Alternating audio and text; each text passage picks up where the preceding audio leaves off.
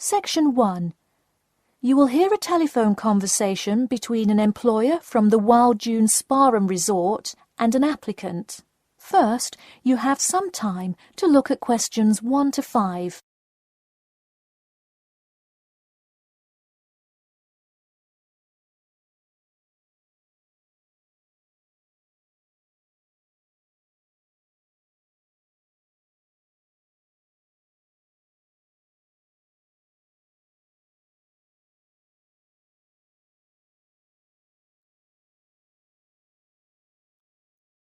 You will see that there is an example which has been done for you.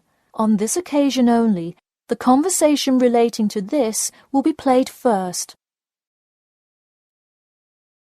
Hello, is this John Murphy? Hi, yes it is.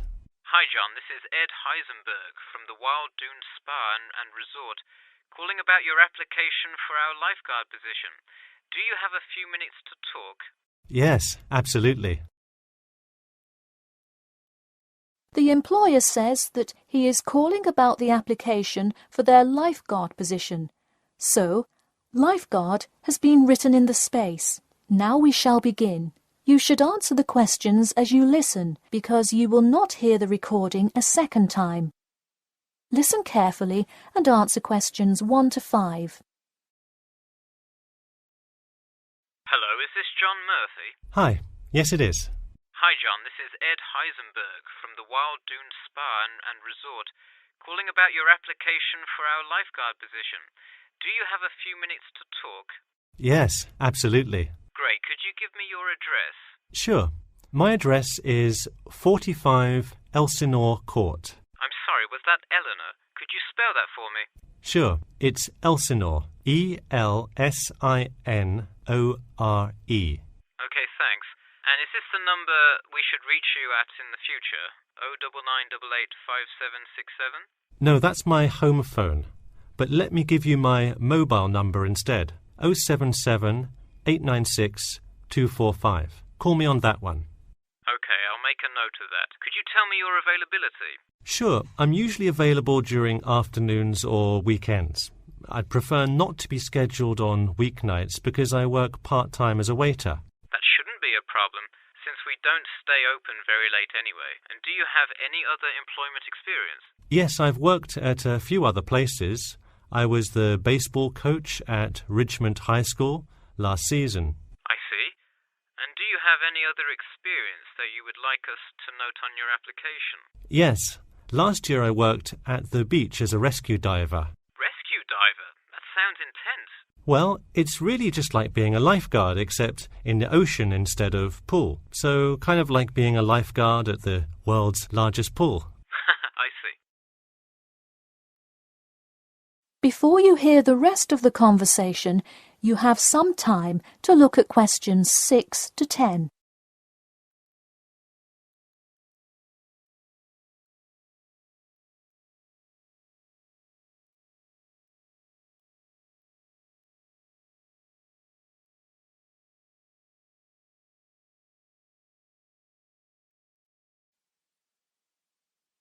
Now listen and answer questions 6 to 10.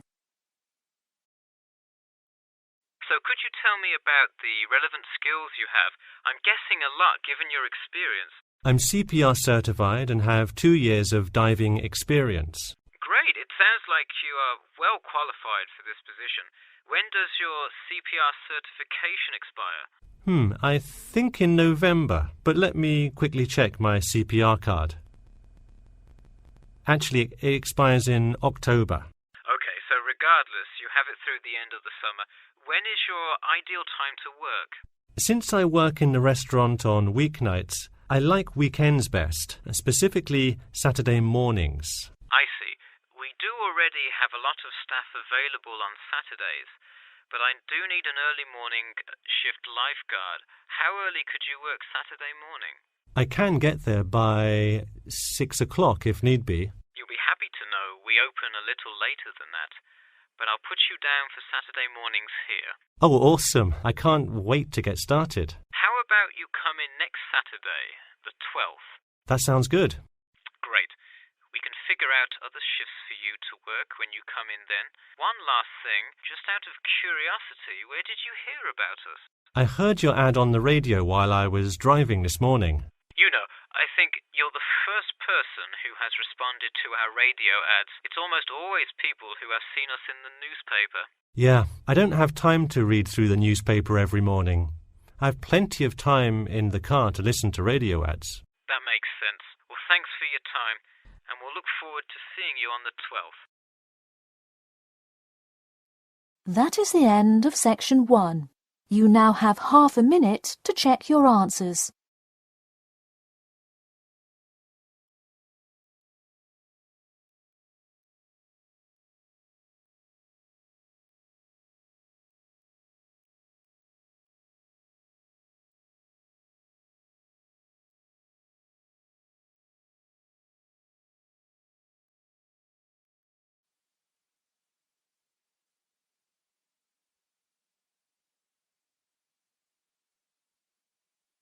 Now turn to section 2. Section 2. You'll hear part of a free class about safety around campus. First, you have some time to look at questions 11 to 14.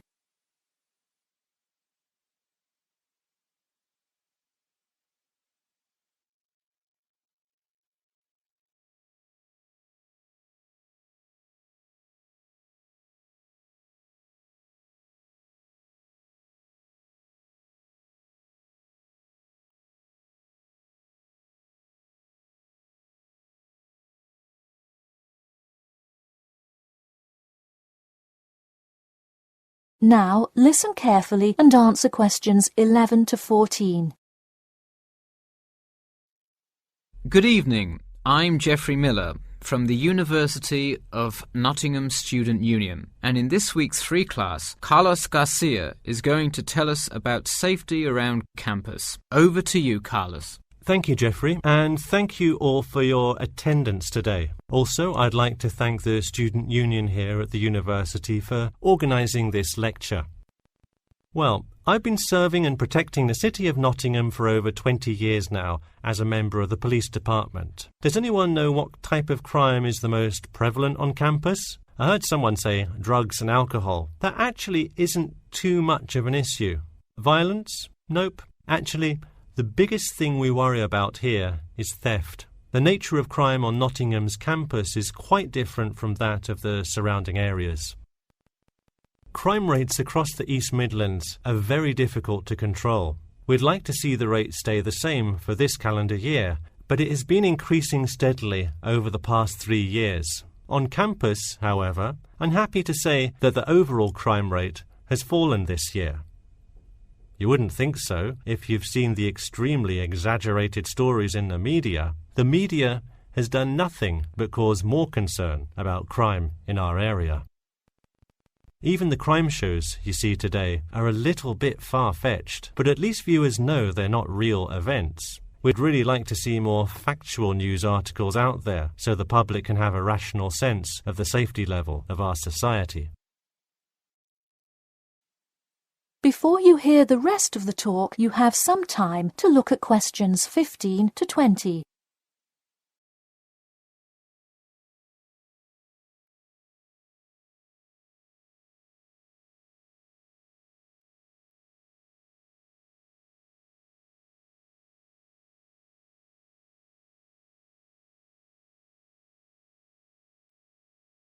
Now listen and answer questions 15 to 20.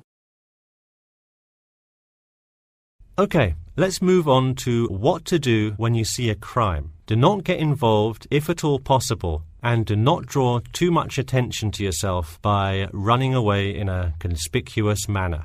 Though most likely, and hopefully, you will not have to experience this situation, if you are being mugged, please do not try to resist. Instead, be compliant and seek help after the incident. Like I said, though, it is highly unlikely that you will find yourself amidst a crime, but it is important to be prepared should it ever happen. We find that educating students and staff on the correct precautions to take is the best way to increase your safety. Just remember to be smart when you're out late at night and avoid any area or person that looks suspicious. I know it sounds obvious, but I cannot stress this enough. It's also not a bad idea to have your mobile phone with you at all times, but be careful.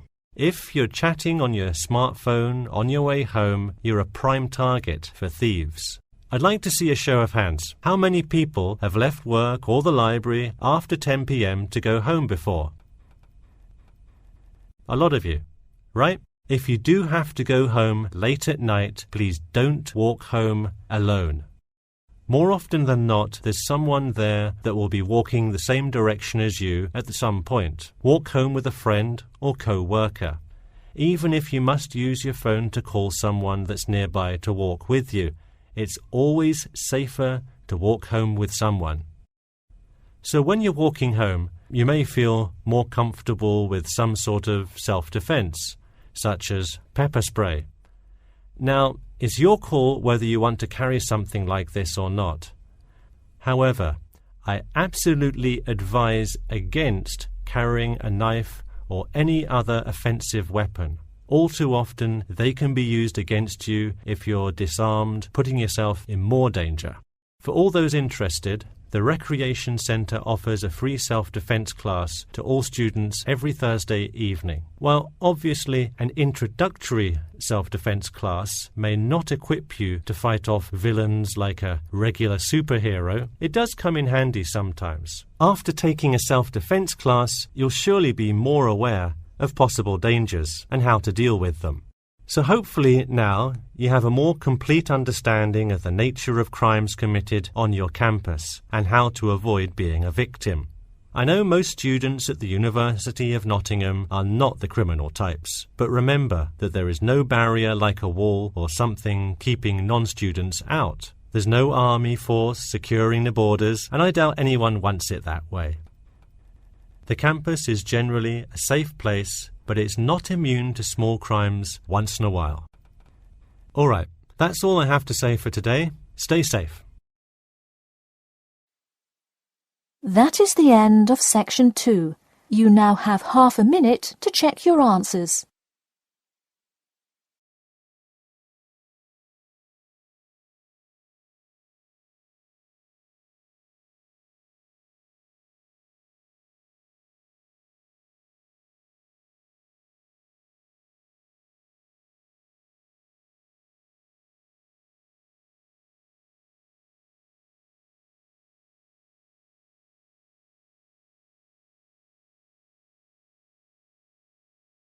Now turn to section 3. Section 3. You will hear a student called Bobby talking to his tutor about the research project. First, you have some time to look at questions 21 to 23.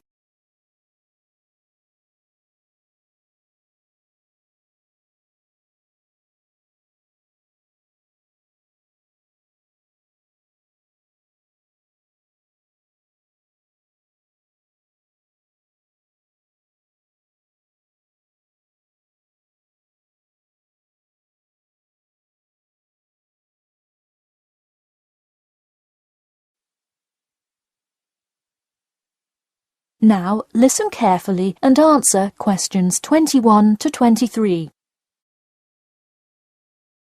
Hi, Bobby. Go ahead and sit down. Tell me about your research project. Well, I decided to research football and keys for success on a football team. That sounds great. What are the guidelines for the test? Did the teacher talk to you about it in class? No, everything is on a handout that was passed out. It says that the first draft is due at the end of next week and the second and third are due later on in the month. I don't understand why we have to keep revising and fixing it. Is this assignment really that important? Well, this project is a major requirement for passing 11th grade English and will go on your permanent record. Oh, really? Does that mean it will affect what English level I am placed in next year? Well, not exactly. You need a good grade to move on, but it is your overall grade and teacher recommendation that determines what level of English you are placed in next year. Anyway, tell me about your topic choice. Do you play football? Well, actually, it's because my father loves the sport. He watches it every weekend. Cool. It's a good idea to report on something you're interested in. Before you hear the rest of the talk, you have some time to look at questions 24 to 30.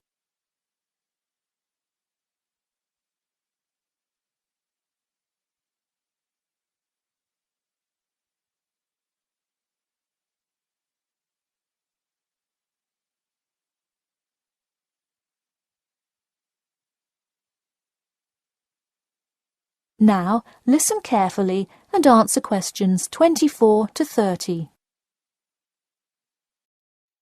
I see you worked hard calling players and the head coach to talk, so let's see what information you got. Well, you have to listen carefully to the first call on the recording. It's really hard to hear because the background noise is louder than the person's voice. Yes, it is a bit tough to discern. I'm afraid the player's answer is too short as well. You will have to interview him again and try to get him to give a better answer. Okay, I thought that might happen. I will call him again tomorrow. Moving on, let's look back at this question. You asked, tell me about a time when you learned a major life lesson through playing football and explain how that has shaped the person and player you have become now and how you hope to pass on that lesson. It is a great idea for a question, but in an oral interview it is far too complex. I would advise you to break it up into multiple parts to get a better response. I guess you're right. I wouldn't want to have to provide an answer to a question like that. I will simplify it. I found that when I asked players this question, it took too much time because they were struggling to answer the question completely. In fact, this is the question Joe Billings was answering when the tape ran out. He did tend to ramble on all the questions, didn't he? He sure did. I would recommend that when you go back and interview players again, that you use a more sophisticated recording device. This recording is spotty, which indicates that the equipment wasn't working consistently. Okay, I guess it probably wasn't the best idea to use the sound recorder on my phone. Hey, could you give me some feedback on the content of the report itself? Sure. Let's start by focusing on your topic. While I like that you chose to cover football, it seems inexplicit. The keys for success of a player and team is quite an interesting topic, but what is your thesis? That is to say, what conclusions can you draw from your research? I would suggest coming up with a strong thesis statement and then shaping your report based on that. Is it really too vague? I put a whole lot of facts into it. I list the top 10 goal scorers in football history and later on provide statistics for a few of the most famous coaches and their records as coaches. I think that's great that you included these facts, but I think you focus too much on the facts and not enough on connecting these facts to make your point. Ah, I see. Okay. So it looks like I have quite a bit of work to do before the deadline. That is the end of section 3. You now have half a minute to check your answers.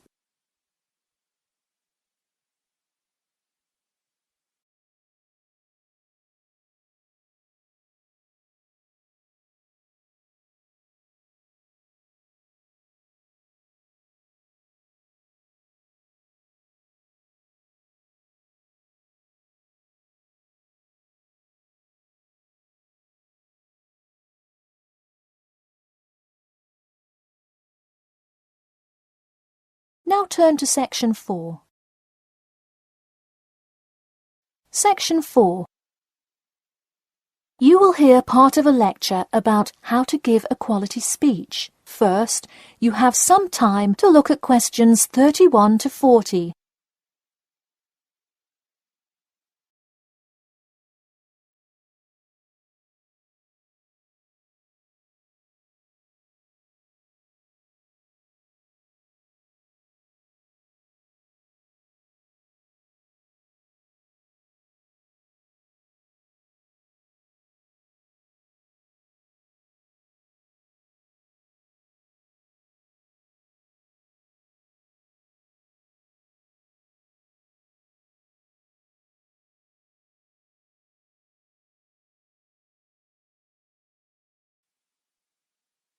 Now listen carefully and answer questions 31 to 40.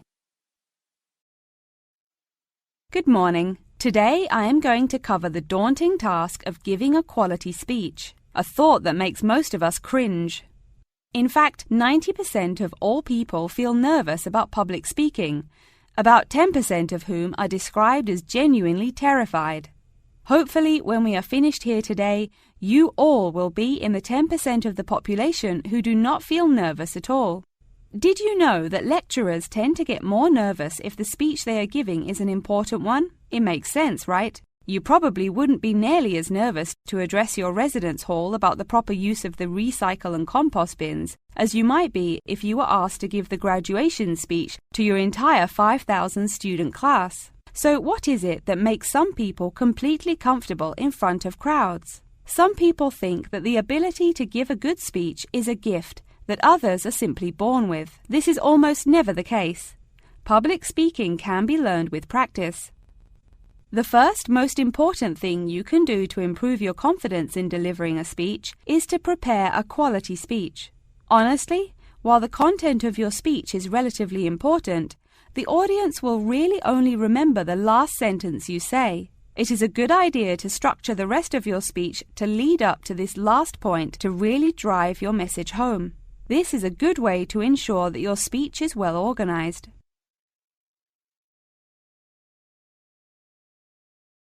Once you are confident in the quality of the speech you have written, the rest is just about your stage presence.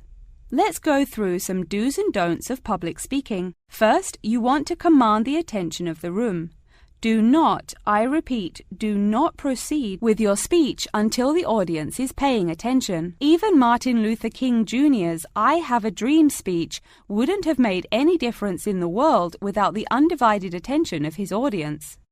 To continue with the I Have a Dream example, one of the reasons that MLK was such an effective orator was his ability to speak with passion and engage with his audience. That sort of charisma does not come from reading straight from paper.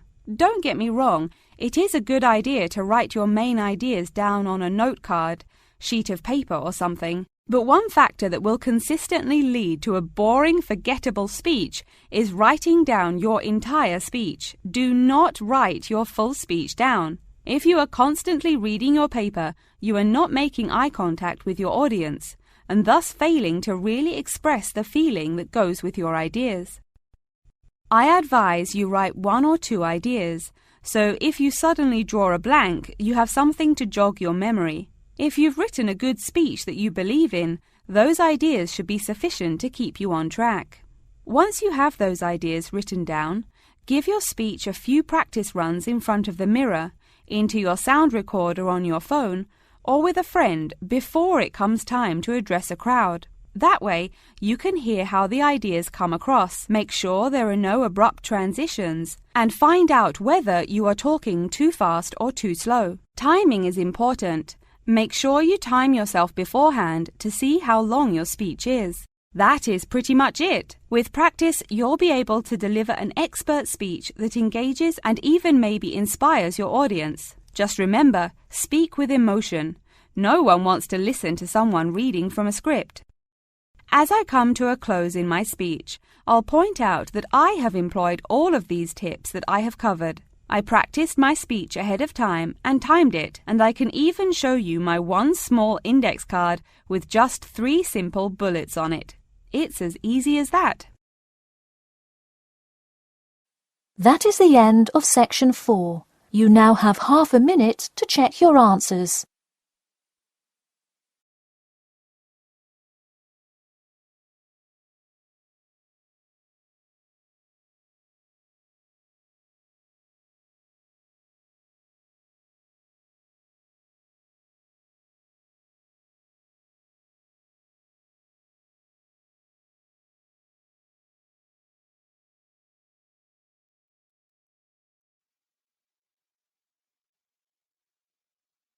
That is the end of the listening test.